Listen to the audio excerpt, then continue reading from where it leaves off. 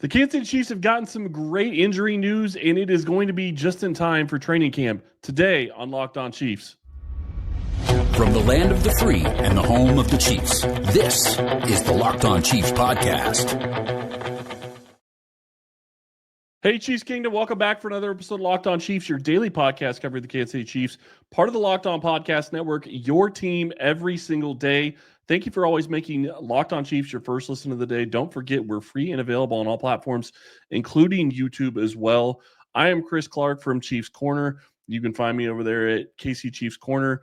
Go check it out. A lot of information about the salary cap, talking about quarterback stats as well. Lot to talk about when we start looking at what it was with day 3 of minicamp for the Chiefs, and a lot of injury news that we're going to be talking about. We're going to talk about what's coming next after minicamp wrapped up on Thursday. Josh Simmons could be back and ready to go for training camp, but we're going to start with Rashee Rice and talk a little bit about what Andy Reid said. But we're going to talk about Rashee Rice first and a little bit about what Andy Reid said about his wide receiver being ready for training camp. But before we get there, today's episode is brought to you by FanDuel. Right now, new customers can get $200 in bonus bets when your first $5 bet wins. Go check out FanDuel.com. Thank you for the sponsorship. We do appreciate that. This is huge news. Rashee Rice being able to practice and be a full go when training camp starts is absolutely enormous for Kansas City. The even better news is it sounds like the NFL is expecting that Rashee Rice is probably not going to be having a suspension before the season, and maybe not even in 2025.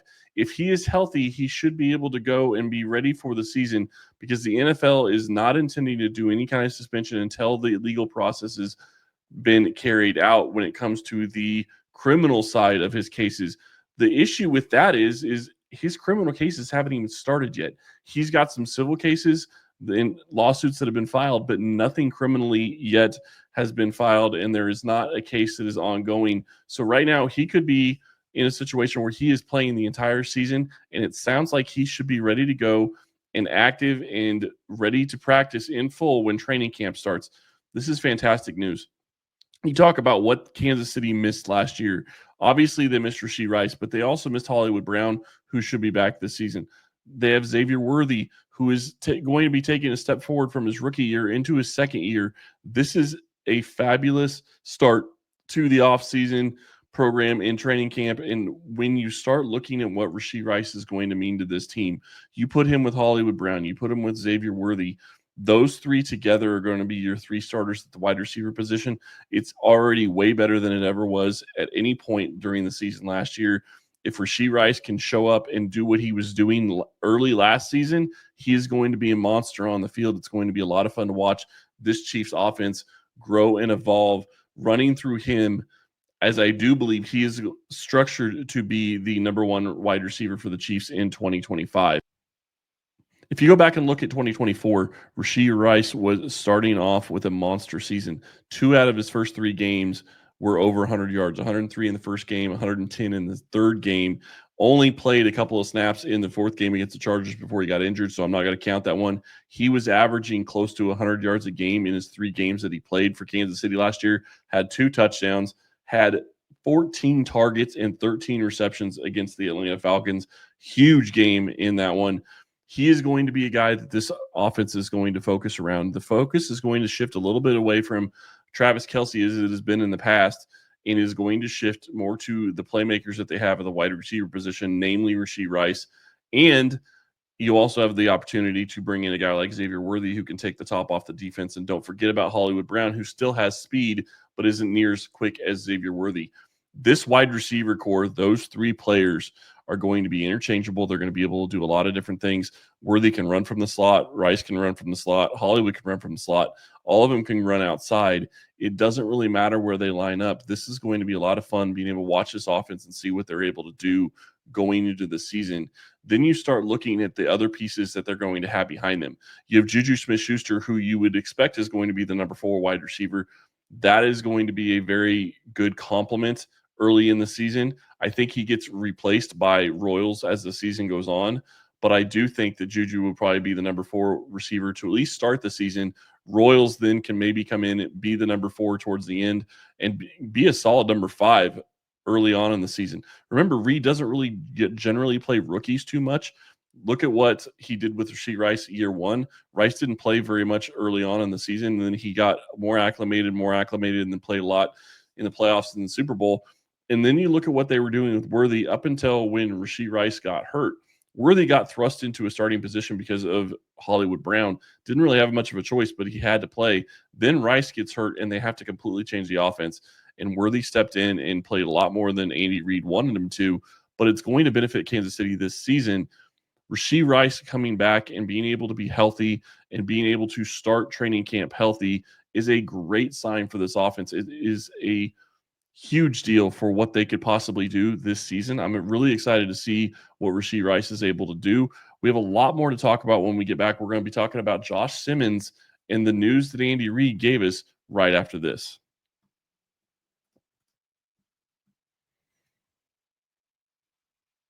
The MLB season is heating up, and every game brings clutch hits, standout pitching, and unforgettable moments. From walk-off homers to no-hitters in the making, there's no shortage of drama on the diamond and no better time to get into the action.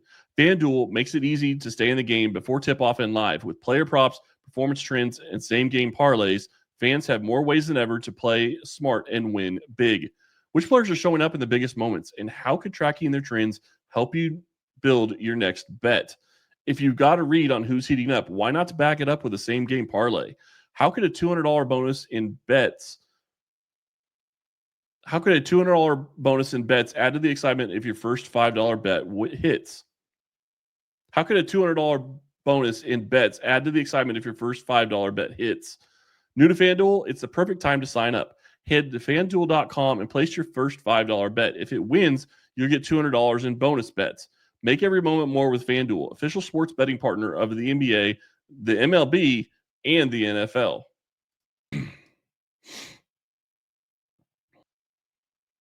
Having Rashee Rice back for training camp would be huge for Kansas City. It would be great for this team. But the bigger one may be Josh Simmons. Andy Reid talked on Thursday and said Josh Simmons should be ready to go for training camp. This would be absolutely huge for this team. If he is able to be a full go when training camp starts, he has an opportunity to be a guy that is going to compete for a starting position against Jalen Moore. I understand there's going to be a lot of Chiefs Kingdom that's going to be upset because Kansas City went and spent $15 million a year on Jalen Moore to bring him in and have him play left tackle. If Josh Simmons can come in and start from day one because he beats out Jalen Moore, I'm okay with that. It's not going to be great that they're going to be paying a backup $15 million for this season, but it's also gives them the opportunity to have him be the swing tackle that can go between left tackle and right tackle, because that is going to be a very important position as well. You don't want to have any chance of having to figure out your third or fourth string tackle in the season. So having Josh Simmons be able to be healthy, having him to be able to get out there and potentially be a guy that could be a starter day one for Kansas City when the season kicks off would be absolutely monumental for this team. They have struggled at the left tackle position, 5 Super Bowls, 5 different left tackles that have started for them in the Super Bowls that they've won. That is not sustainable. That's not going to be something, 5 that they've played in, I apologize. That is not going to be something that is sustainable. That's not going to be something that they can actually get away with and continually do. They absolutely need to have Josh Simmons ready to go as soon as possible. If it's this year, great. If it's not, it's okay. Jalen Moore can start for a year. Hopefully he can play better than what they had last year, and you're still in a better opposition than you were when the offseason started. They absolutely had to fix the left tackle position, so going out and getting a Jalen Moore who you're comfortable with starting as your left tackle, paying him $15 million makes a ton of sense. You need to protect Patrick Mahomes.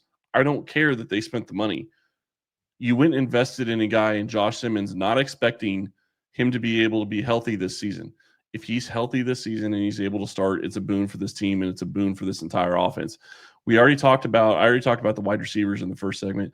Talking about the offensive line is just about as exciting to me as the wide receivers, mainly because you know who the center, right guard, and your right tackle are going to be. but you do have questions at left guard and left tackle. So you have competition that is going to be exciting to watch in training camp. You're going to see Kingsley Suamataia step forward and be a guy that can be a starter at left guard after what he was able to do against the Broncos last year and looked pretty good for a guy playing the position for the first time in the NFL. So I do think that that's going to be a fun competition to watch. He's up against Mike Caliendo for that left guard position. Then you have Jalen Moore, who's been injured a lot this offseason and not really practicing and not doing a lot of team drills when it comes to OTAs and minicamp. And Josh Simmons, who hasn't really been active in team drills in OTAs and minicamp either. Both those guys are going to be vying for that starting left tackle position. And the best part about it is no matter who wins, you're going to get the best player there, and you're going to be in a situation where it should be better than what they had all last year. Suamataia struggled early on in the season as the left tackle. They moved to Wandy Morris. Morris struggled as well, and then they ended up having to go to Joe Thuney late in the season. They need to get to a point where you have your set guy at that position, and you can build with him, and you can build for the entire season with him. If it's not going to be Jalen Moore in the future, which I don't think it will be, I think it's going to be Josh Simmons eventually. If it's Jalen Moore this year, I'm still fine with that. If Josh Simmons gets beat by the veteran, Moore has been playing behind Trent Williams. He's been playing behind a perennial All-Pro, probably a guy that will be in the Hall of Fame one day. It's not like he's been on a bad team and not been able to crack the starting lineup. He's been playing behind Trent Williams. He has talent. The question is, can he use that talent, and can it be something that is going to be functional for the entire 17-game season in the playoffs? Because we know Kansas City is likely to be playing late into January and hopefully into February in 2026. So when you look at how this is going to play out, like I said, we already know who the center is. We know who the right guard and the right tackle are. Trey Smith was at minicamp. That's a great sign. You hope that in the next coming weeks, and we'll talk about this a little bit more in the next segment, but you hope that in the next coming weeks that you're going to get more information, and Trey Smith is going to get a deal done with Kansas City, and it's done before the deadline, which I believe is July 15th. And that is going to be something that we'll be talking a lot more about in the coming weeks. When Ryan gets back, we'll be talking about the salary cap, how that's going to play in, how Trey Smith's deal could deal with or could change what this Chiefs team is going to be able to do headed into the season. But overall, looking at the offensive line from this year or from last year to this year, you know your right side, you know your center, left guard and left tackle is different. The question is, I would say that center to right tackle are going to be about the same as last year, if not a little bit better. Hopefully from the right tackle position, and maybe even both center and right guard, even though they played well last year. The big question is can Suamataia come in and be at least average to above average at that left guard position? Because the reality is he's not stepping into a good position. He's stepping into a perennial All-Pro, a guy that should be in the Hall of Fame someday, and Joe Thuney, who has a ton of Super Bowl rings, played at that left guard position phenomenally, and was a cornerstone of this Chiefs offensive line for years. Now he's got to step in and try to take that role. If he can play even average to above average, that's a win for Kansas City, because the reality is he's on a rookie contract versus paying Thuney what was going to be close to $23-24 million, his salary cap number anyway. And then you look at the left tackle position. It's going to be question. Is it going to be Jalen Moore? Is it going to be Josh Simmons? I'm hoping that it's going to be Simmons, even though they spent all that money on Moore, because I am just fine, again, at spending $15 million on a backup. I know that's not smart money. People will say that that's not smart money at the tackle position or in this day and age. But to me, if you're protecting Patrick Mahomes, you're investing to protect Patrick Mahomes. That's all that matters. It doesn't matter that you're spending the money if they're not starting, because you've got a better option. They had to have something they could step in and play and feel comfortable with this season.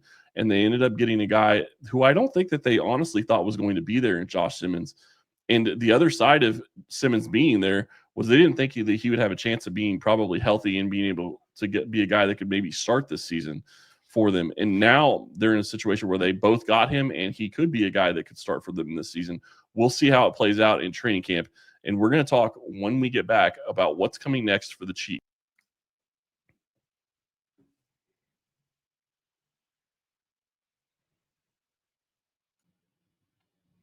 What is next for the Kansas City Chiefs? That is the big question. Minicamp is now over with. OTAs is now over with. The team is going to disperse. They've got their conditioning drills done. The team's going to disperse. They're going to go take off. They're going to have their vacations. A lot of the players need to be working and doing things. Ryan and I kind of talked about that on Thursday's show. But the reality is that this is going to be a little bit of a different training camp for Kansas City than it has been in the Andy Reid era. Andy Reid and the Chiefs have decided to not have a rookie rookie training camp like they have normally had. Normally, you'd have the rookies and the QBs show up 3 days before the veterans show up. That's not happening this year. It's a little bit different. It's going to be a departure from what we're used to seeing, but I like it. I like the fact that they think that the rookies have gotten in there and they've gotten enough snaps to where they don't really need it. It also takes some time and gives a little bit more time to some of the veteran guys and, Gardner Minshew and Patrick Mahomes that would have to be there because they are dealing with, the QBs or injured players for the other ones that also showed up for this time frame. But they're not doing that this year. So we will see the entire team. I believe it's July 21st, with the first practice being July 22nd, which is a little earlier than it has been in the past for Kansas City. So that's a little interesting as well. I mentioned this in the last segment, but the bigger part and the bigger thing that's coming up for Kansas City is the decision on Trey Smith. What are they going to do? He's due $23.4 million this year. He is under contract for just 2025. He is the franchise player, and it is a situation where they have to figure out if they can make a long-term deal with him. If they get a deal done with him by July 15th, that is going to be a fantastic deal for Kansas City, and maybe that leads to deals for maybe a George Karlaftis, maybe a Trent McDuffie, maybe Leo Chenal. Who knows who it could lead to a deal for? But one of the biggest pieces, or the biggest piece really, is Trey Smith. And it's a question of, can they get him under a deal for the next 4 to 5 years and have him in Kansas City for the foreseeable future with Creed Humphrey, which I'm sure he wants to play next to Creed Humphrey for the next 3 or 4 years. They have great chemistry, and that duo just works. That is the biggest question. That is the biggest thing that's going to be going on over the next couple of weeks, is going to be watching Trey Smith and see if they can get a deal done with him. And hopefully they get it done before that July 15th deadline. The other thing to be ready and watching is watching for other training camp moves, watching for other guys getting released after minicamp, guys being picked up, brought into Kansas City, being ready for training camp. Kansas City was dealing with some injuries. Jared Wiley, Andy Reid also said could be ready to go. Probably not when training camp starts, but maybe towards the end of training camp. They do think that he's getting better and getting closer, so that's a good sign. Justin Ross didn't practice. Hollywood Brown wasn't there, so there's a little bit of some guys that are missing that are getting. Justin Ross injured himself Tuesday, wasn't able to come back Wednesday or Thursday, so you hope that he's able to get healthy before training camp starts. But there could be some roster moves between now and when that date kicks off in the middle of July. What are we going to be doing on Locked On Chiefs for the next couple of weeks? OTAs is done. Minicamp is done. So now we're sitting in a situation where we are going to start looking at this roster, looking at what positions has Kansas City improved, what positions have maybe moved backwards from where they were in 2024. And Ryan and I are going to get into our first schedule projection before training camp kicks off. Give you an idea of how we feel about this schedule, how it would go with Kansas City, what their potential win scenario could be for this year. There's going to be a lot of different things that we're going to be covering in preparation for training camp. There's going to be a lot of different things we're going to be talking about for the regular season before Kansas City kicks off in Brazil. That in itself is going to be an interesting scenario where Kansas City is going to be traveling to Brazil for their first game of the season on a Friday night. Really looking forward to this season, really looking forward to training camp. We will be back on Monday to talk a little bit more about this team, what we could be seeing over the next couple of weeks, getting you ready every single day of the week for more coverage of your Kansas City Chiefs on Locked On Chiefs. Thank you for watching today, and we will talk to you next week.